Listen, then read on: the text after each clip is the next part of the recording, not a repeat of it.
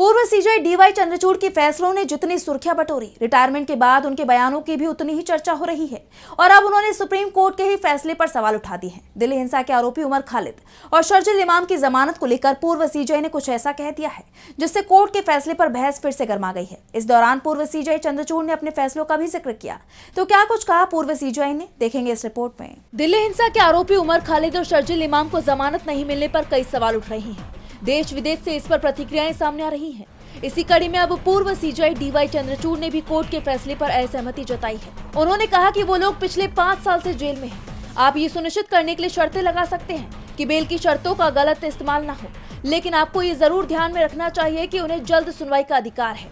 अगर मौजूदा हालात में जल्द सुनवाई संभव नहीं है तो बेल नियम होना चाहिए, अपवाद नहीं। दोष सिद्ध होने से पहले जमानत एक अधिकार होना चाहिए। उन्होंने न सिर्फ बेल को जरूरी बताया, साथ ही अपने कार्यकाल के ऐसे उदाहरण भी दिए जहां उन्होंने किसी भी गिरफ्तारी पर रोक लगाई क्योंकि वो कार्रवाई उन्हें सही नहीं लगी। पूर्व सीजे चंद्रचूड़ ने कहा कि मैं आपको बस 2 उदाहरण देता हूं। आपने कांग्रेस नेता पवन खेड़ा का नाम तो सुना होगा। उन्होंने कुछ ऐसा कह दिया था जो सामाजिक परिवेश में सही नहीं माना जाएगा। गुवाहाटी एयरपोर्ट पर वो गिरफ्तार होने वाले थे। इस दौरान उनके वकील ने कोर्ट में अपील की कि उन्होंने जो कहा वो असभ्य हो सकता है, लेकिन ये गिरफ्तारी का आधार नहीं बन सकता।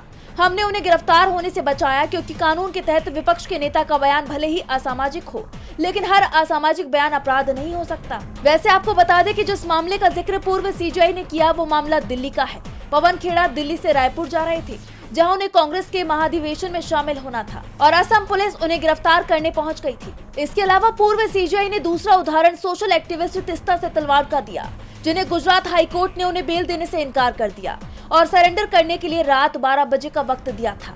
पूर्व सीजे चंद्रचूड़ ने कहा कि जब ये मामला मेरे पास आया, मैंने अपनी प्रशासनिक शक्तियों का इस्तेमाल करते हुए 3 जजों की बेंच गठित की सुनवाई के लिए, और अगर मैंने ऐसा नहीं किया होता तो उन्हें सरेंडर करना पड़ जाता। पूर्व सीजे के बयान ने अब उमर खालिद की जमानत पर नई बहस छेड़ दी है।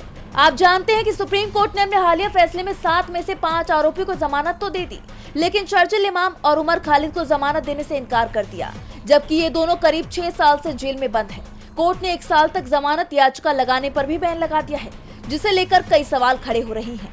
डीबी लाइव की रिपोर्ट।